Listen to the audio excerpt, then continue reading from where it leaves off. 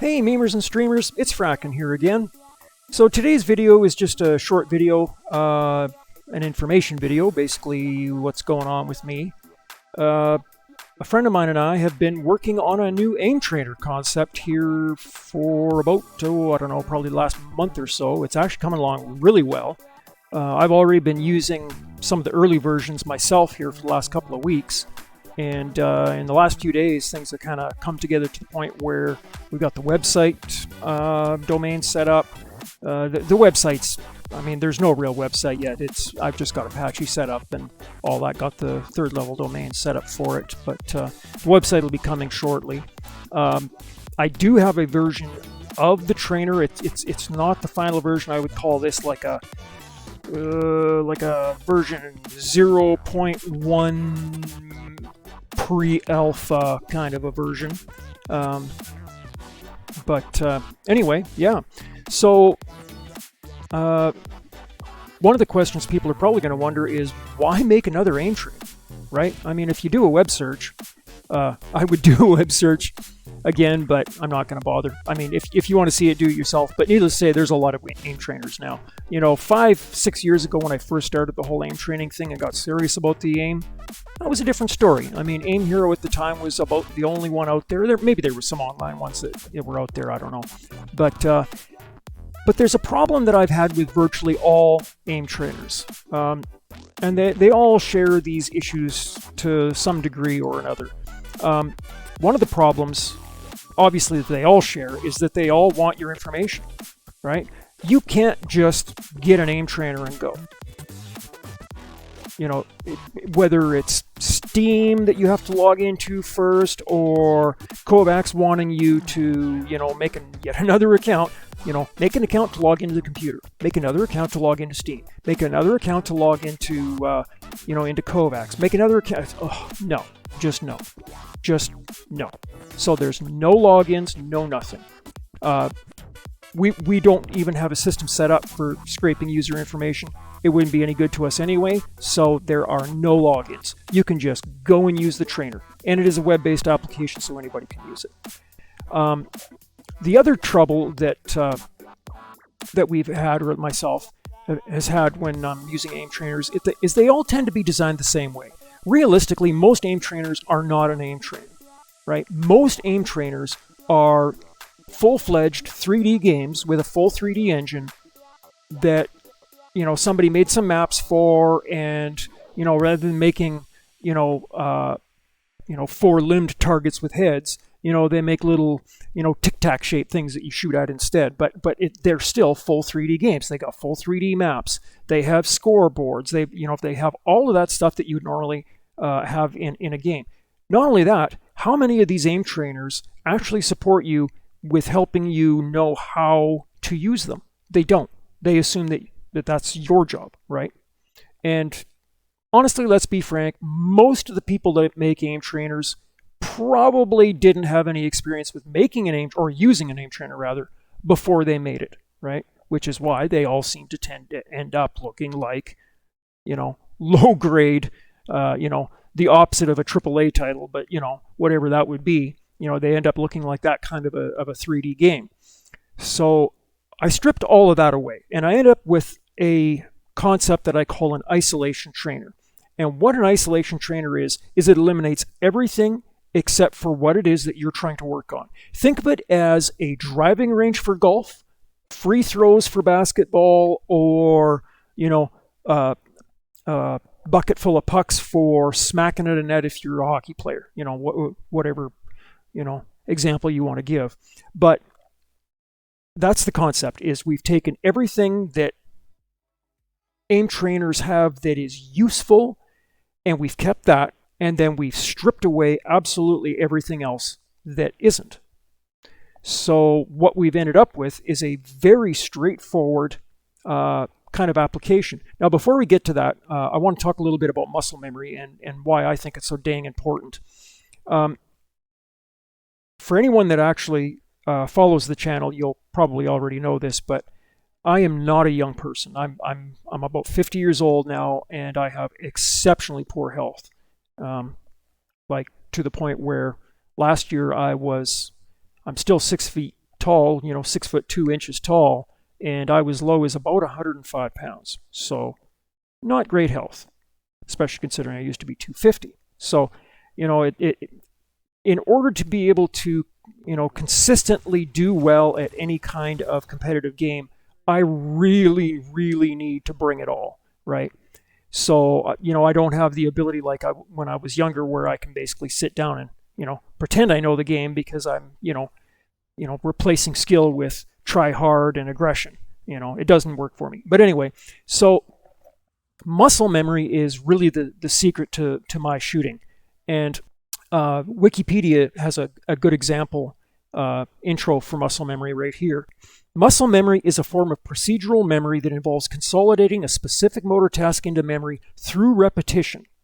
When a movement is repeated over time, the brain creates a long-term muscle memory for that task, eventually allowing it to be performed with little to no conscious effort. And this is the important part, that very last part, no conscious effort, little to no conscious effort. And this is a process that happens in all kinds of things. Like they give you examples below. Things like riding bikes, driving vehicles, playing ball sports, typing on keyboards, especially music. When you play music at a really high level, muscle memory really enters into the equation. There's a reason why really good musicians can carry on a conversation while they're playing, right? A new player who's playing right at the very edge of their ability, they can't do that. And it's because they don't have the muscle memory and the well-developed, neural pathways in their brain to basically do it automatically. So they're having to replace that automatic with, willful conscious effort. But anyway, so that's what the trainer is designed to do. It's designed to rapidly build your muscle memory as fast as possible. And it does that in a few different ways that we'll get into. But there's another thing that entered into my thought process while I was coming up with the approach that I was going to use for this aim trainer. And it's from something known as Fitts' law. And now their description here on Wikipedia is, Fitts' law is a law that predicts the time required to rapidly move to a target area, and that is a function of the ratio between the distance to the target and the width of the target. So basically it comes down to this. If the target is bigger, it's easier to hit. If the target is closer to where your reticle currently is, it's easier to hit. Or easy in the sense that if you're trying to do it rapidly, it's easier, right? So the further away a target is, the harder it is to hit. Or the smaller the target is, the harder it is to hit. And if you have small and far, now you just compounded that. So when you want to build muscle memory, which is where we're going to go back to here, one of the things that you want to do is you want to start from a place, and this is where music practice really is a good place to go if you want to, figure out how this is done. I mean, musicians have been doing this stuff for literally hundreds of years. They know what works, they know what builds muscle memory, and they know what doesn't. And what they've discovered is that what you want to do is start, you always do your practice as absolutely relaxed as you can, no tension. That's number one. Number two, slow and perfect when you're starting, right? So be totally relaxed, slow and perfect, and those things there are often at odds with a lot of aim trainers. Even one of my favorite aim trainers, which is Aim Hero, most of the routines that they have limits set such into the design of the trainer that it's really difficult to slow it down enough for an absolutely new player, right? So that was something else that I wanted to rectify in the aim trainer. Now, going back again to Fitts' law, remember that the closer something is, the easier it is to hit, and the larger the targets are, the easier they are to hit. So this led to the concept of what you see here. Okay, so this is an early version of the trainer where, basically this was like a pre-test code version. But basically what we're doing here is we're setting where the two targets are, then we're setting how far they move away from each other each time you hit them. You can set the size of it and the mouse sensitivity and all that stuff too. But in fact, we're just going to bump this up a little bit so that you can kind of see what happens. Save that, start, and what you'll notice is every time I hit that target, they move weigh a little bit more. Now this is set pretty aggressively so that every time you hit them they move 10 pixels. But the real intention is to allow you to basically drop this down to nothing, right? Save it, start it again, right? That's just me right-clicking because I'm used to shooting with ADS or zoomed in. So, and this particular engine doesn't really care whether it's a left or right button click. So anyway, so the intention is for you to be able to start at a place of confidence and be able to do it fairly quickly, and then have them move apart at a pace where you don't even really realize it's happening. And so over time, this target here will gradually move out to wherever you've set the bounds, and then this one will gradually move out too. So what you're doing is, we'll just reset that scenario. So you're starting at a place that's easy, which is targets close together, right? And now we don't have anything built in to shrink the size of the target. So basically you just start with small targets that are close, and they're easy to hit. I mean, even somebody that doesn't really do this can, really whip back and forth. But the intent is to, start at this place of ease and gradually work into the more difficult terrain where the targets are farther apart.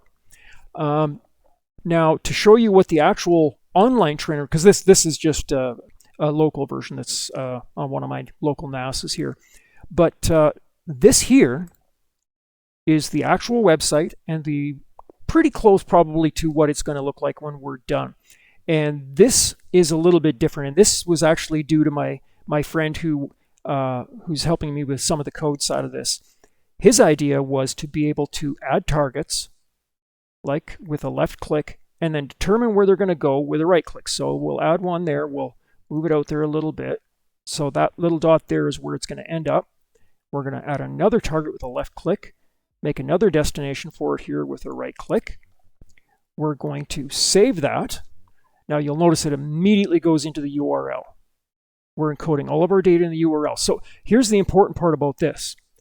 If you want to send a training scenario to your friend, all you have to do is send in the URL. That's it. All the data is encoded there. There's no local files. There's no nothing. There's no cookies. There's none of that crap. It's all URL encoded. So let's have a look here what happens here. So we're going to start this. You'll notice the sounds are a little bit different. That's going to be something I'll be optimizing here today. But anyway, it's the same as the other one. You just back and forth, back and forth, back and forth. Now, I want you to really stop and think about this. I'm hitting, I'd say maybe, 3 to 4 targets a second, right? Now, think about how fast this loads. I'm going to reload this again. This is a full refresh. So, 0.25 seconds to load the actual trainer. There's no login. You can just, as an example, so we'll just go to another tab here. And so, bam, there you go, right? So you can even bookmark this if you want. So you can make a scenario like this, what we've done here, do your training. If you like what it is, just bookmark it. And since all of the data for the training session is actually encoded in the URL, that's all you need, is just the URL is the training session. And but anyway, that's kind of where we're at right now. For the people that are kind of a little bit, what would be the term I would use, aware, shall we say, you'll notice that it is a valid URL. So any of you that actually want to go and kind of play around with it a little bit, go ahead. If you have any comments, leave them down in the comment section below. But yeah, we're getting close now, I think. Probably, like I say, within, I don't know, hopefully by Christmas. We'll have a version up that's, in a full website, and hopefully some, videos to show people exactly, how to try and use the trainer effectively. But anyhow, that's it for now, guys. Hope you guys have a good one, and we will catch you all later. GG's 7 3s.